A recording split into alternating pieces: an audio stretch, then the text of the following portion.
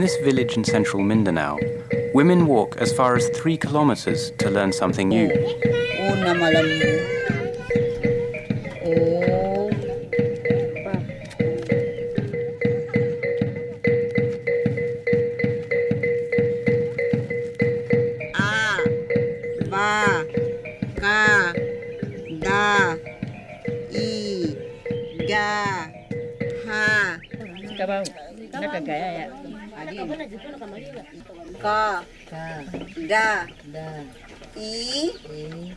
Bai Lindawan is 63 years old.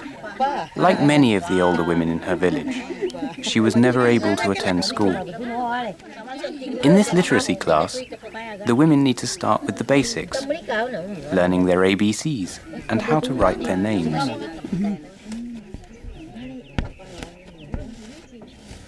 Lindawan. Si apelido siya. Maliki omidin iya kana bono iya kana stari. Kadi mamagkiwo kakagingi babaya pagkapangan.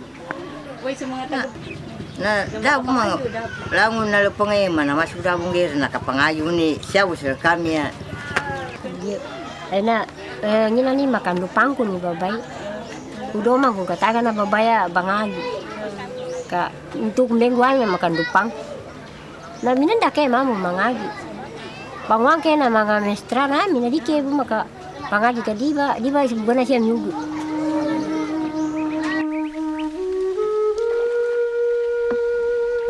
But for Bai Linda and Bai Nora, it wasn't just a bias against women that kept them from school. Grade 6 ang akong ma'am. Grade sa school. Tuwa akong kuha sa punguna mato siya ako sa nakaulo pa kung sa imay na nya pa nya video niya may nanti makakakada tigi makakaka kung ni kagay siya sa video niya ka punglihad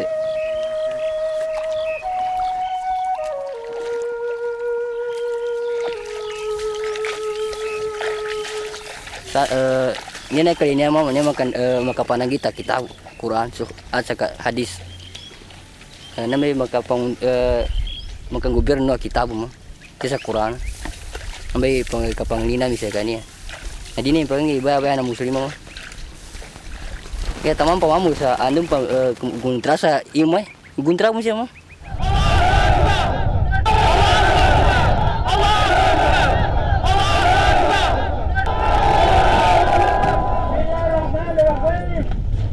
The reasons for the conflict are complex and go beyond religious differences, widespread poverty, government neglect, and a history of dispossession. All these have fueled the growth of a Muslim rebellion that has seen the government respond with force.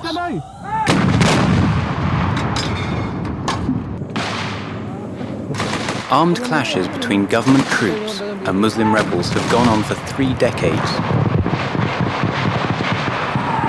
Recently, the military launched major offensives against the MILF, or the Moro Islamic Liberation Front, in 1997, 2000 and 2003.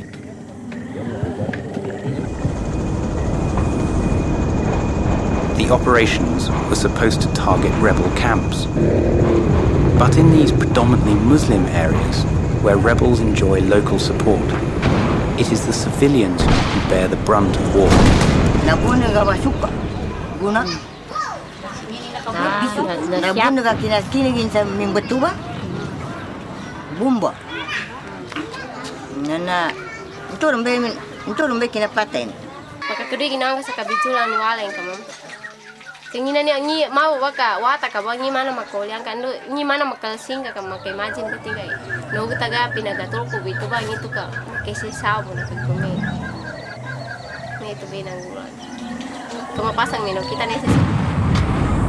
According to an assessment of conflict-affected areas made for the World Bank, fighting in the region displaced close to 1 million people in 2000.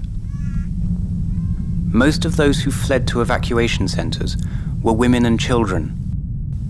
There was never enough food, medicine and aid in these centers, and the most vulnerable among the evacuees, the children and old men and women, often died of disease.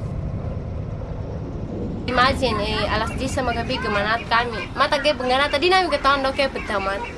Na, gosa na, kapitan kami sa mga pagultanan. Balingan kami man sa naganatangan, kaya di na yung kataan daw kayo pagtaman sa kapagultanan. O, nakalabi sa wala, mama, may kubay, style amin. Plako kami, sa di na yung kataan daw kayo pagtaman sa kapagultanan. Di kayo makalurup siya, mama, kadi pagulurup yung mga sundalo.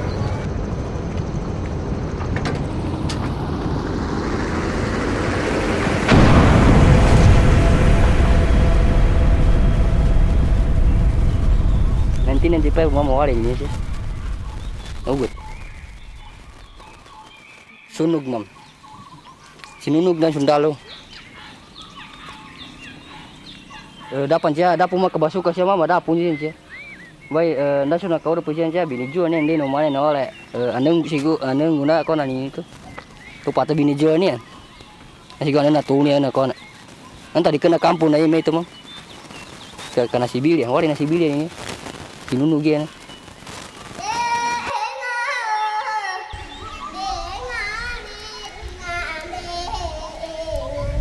Even when the firing stopped, the people were reluctant to return to their villages.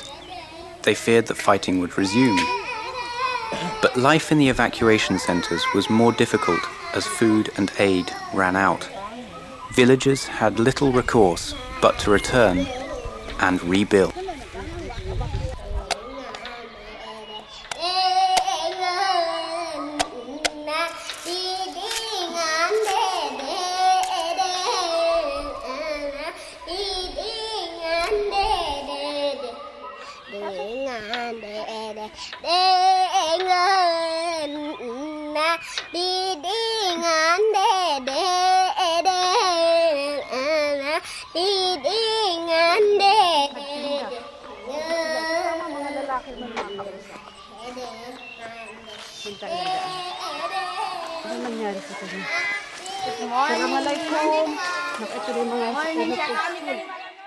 We're working in the autonomous region of Muslim Mindanao, the heart of the conflict in Mindanao, Philippines. The basis for the project is to assist the poorest of the poor of the communities affected by conflict and how to go about that.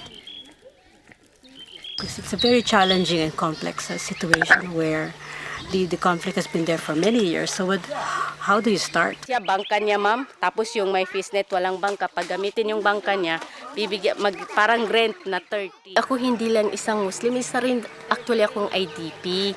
Naranasan ko paano tumira sa, dati nga, buti ngayon meron pang masabing evacuation centers, may assistance na dumarating kahit hindi siya sustain. Nung bata pa ako, wala. Kung saan kami parang feeling namin ligtas na lugar, doon kami tumatakbo minsan sa lubluban ng Ligawasan Marsh, sa ilalim ng mga puno.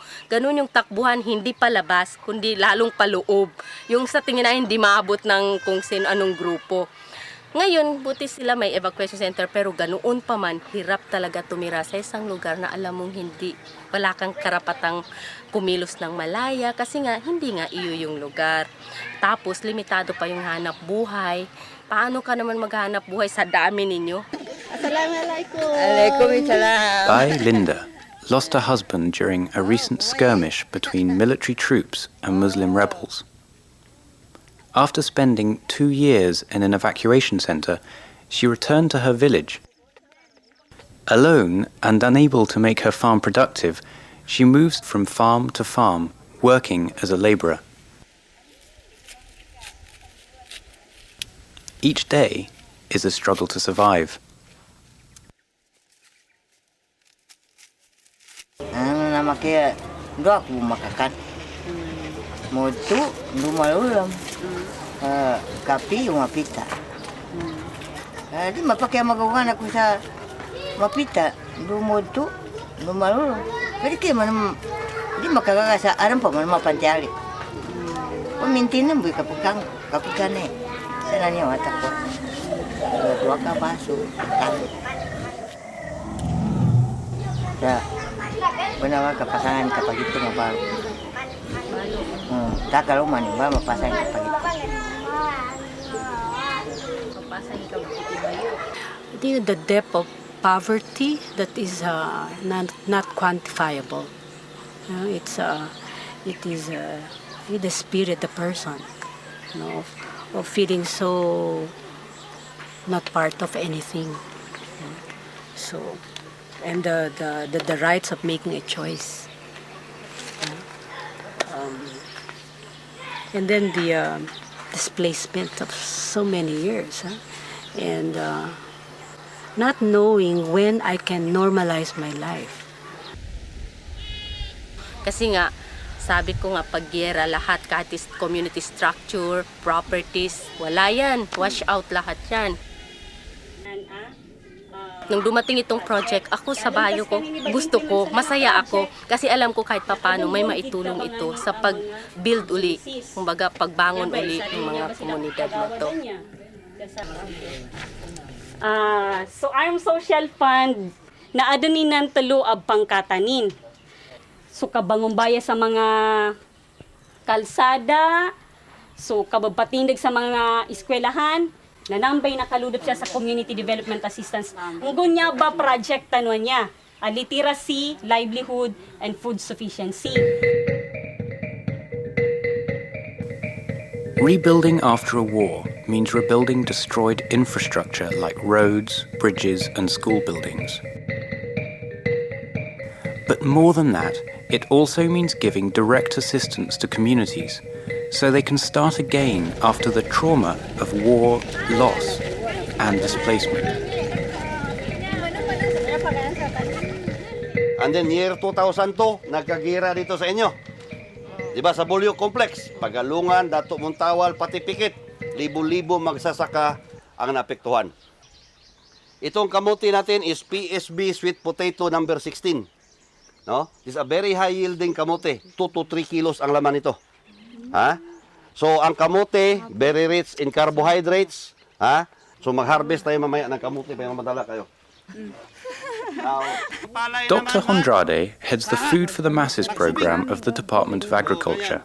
He has given countless trainings on growing vegetables in these demo farms. Today, he is teaching the women and out-of-school youth from Inugug how best to plant vegetables in their backyards. Ang iba, takot man mano, di ba? Baliktad daw. Ang the best, horizontal. Ganyan lang. Ibalik ito. Pag ganyan siya, isa, then kubera natin. They are victims itong conflict talaga sa MILF sa military. They are civilians. I have seen them doon sa mga evacuation centers staying there for the last 3 months. And these civilians have their own farms. They have abandoned it. What's happening in the uplands, minsan, you find a bahay kubo but surrounded by weeds. Ang gusto natin, na the farmer should produce his own food right in his own backyard. We would like them to plant assorted vegetables right in their own backyard para ma-ensure ang household food security nila. Kana plastic ang mga tapro eh. Ang slogan kasi dito, magtanim tayo ng masiguro ang pagkain sa bawat pamilya. Hindi na maghingi tayo para masiguro ang pagkain. So I'm very happy na very interested sila nag-harvest ng mga kamote cuttings kanina. So iba nagkuha pa ng mga different vegetables, but nakikita na sa faces nila that they are really eager to help themselves.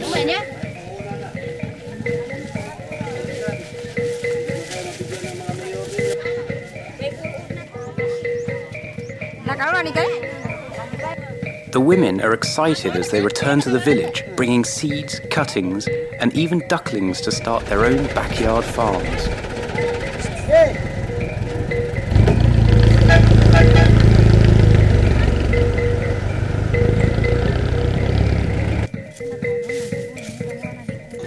Katalang kamam nagkatabang sa kami, kakatawa namin istay la kapamula, amay mangguan ini. Ka dita kapamando mam sa kapamula kita petukan ta pun di dalam san salupa mam.